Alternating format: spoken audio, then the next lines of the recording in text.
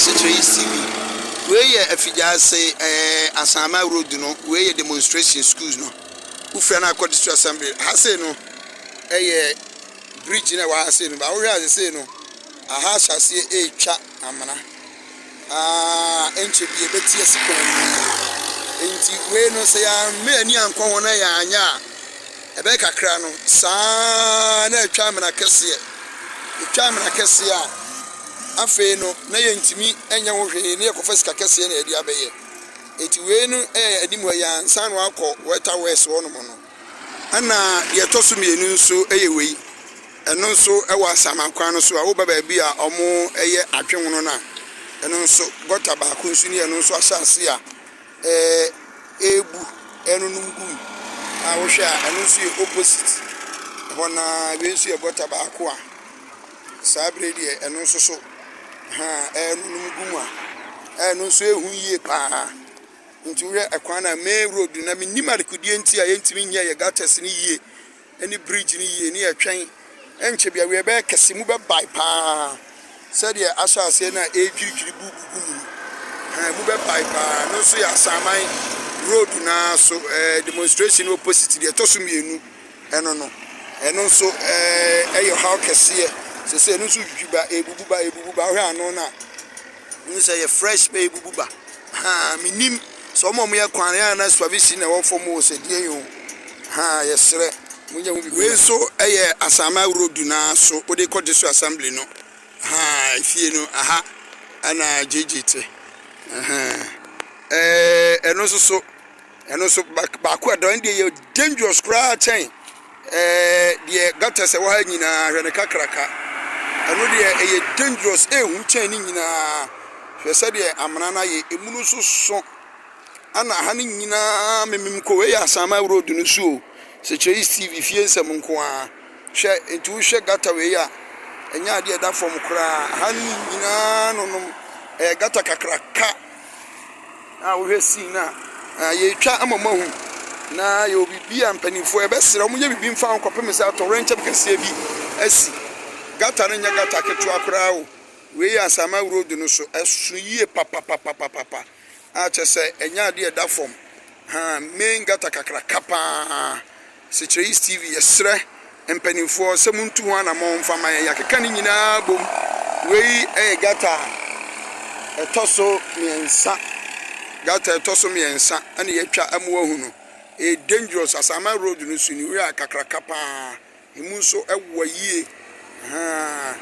no so sa koye asem ise hono so asase ebubu no nkom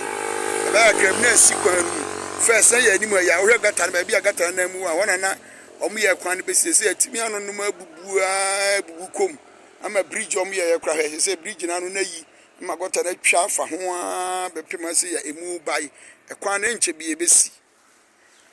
na die hu omu kra se ni opposite no nso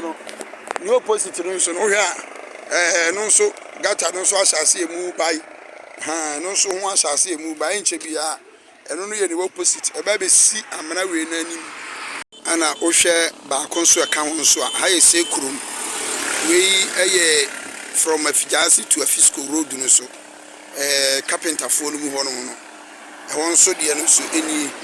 ana temporary no omode dua ana age ho we nso ka praga ba betomu de no nso ni eno nso ebubu eba kwan enu ni eno de omaye ende ere mu afo no mabomodin adi dua no carpenter for the dua ba be bo ho a nyesa eno nso enunum kom we nso ene toso enum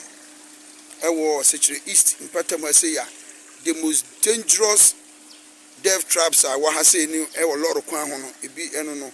nti sa amana sa gota we no odo ye bompanifo ba so so mo ye kwan ahodo ni nyina de ne nso ye woni mani ma bi won kaktikiti wo wan we yi a betimi do ha okese abre yen nti eno nti ne yi ni nyina ma mahu no nti we be sere mpanifo se animanimu ye kwan be betimi de afa so bia no se contractors na ye adwuma eno mu duru ba bia bridge wa nsuo a se hwe mom ye ni yi a ko kamia ye se kwan ne ye ni nyina na be duru ba bia na baby aye so dangerous eno wasam ne ye kan ti we se so aye fiscal ekwan no eno no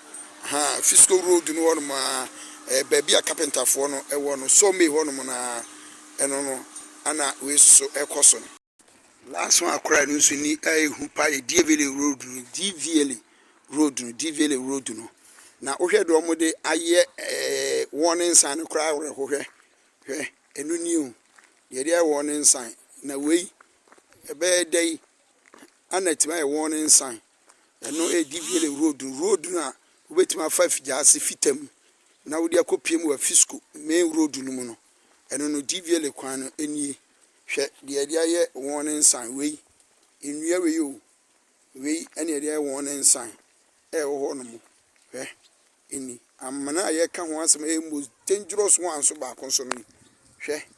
hwe amana ne kakra kapa hwe chese enya amana ketua o wudi agoro ha ni nyina bia me gyina nyina anonomwe ana ayi concrete na omde bridge ni kura koto form wo no mo concrete omde bridge ni na ayi akoto form wo no mo no ani se wo hwe eni sa ha ni nyina memem koma a chese ayi hu papa kwan ni de aka kra bi na ate asikwan nu wo hwa amana kakraka no emu tintintintintin nya amana ketwa nti eno so no na sabire no so ye ka ho ansem no we ne to so nsia e wo district mu ade mu dangerous areas no eno no nti hwa gata kakraka ni eno so bubugu mu ba we ye DVL road no so ye sere mpanifo so munye hu bibi emfama ye nye sawa we ye bekuta hwehwe e wo mpatam asei na make can say minim se contractors no mo ye adwuma ye monitor mu yi o se di ade nti o se kwan ye nche bia ye bom panifo ba se kan se panifo nya ade ene ye kwan hodo de oba mpatam asei ya o mo ye bi pa de amaye nenso ye woni manima nkakra kra bu anwe ye betimi de o ha okese ka we ka betom nyame nko an na awurade sevu nipa kono nti ye sere panifo muntu ho ana mo man se temporary kra wo he de de aye warning sign no kra we enso ani ye sere panifo Hai Sekyere East TV fie nsam nko a yesere mpanimfo muntu ho na ma wo ma yen yedamase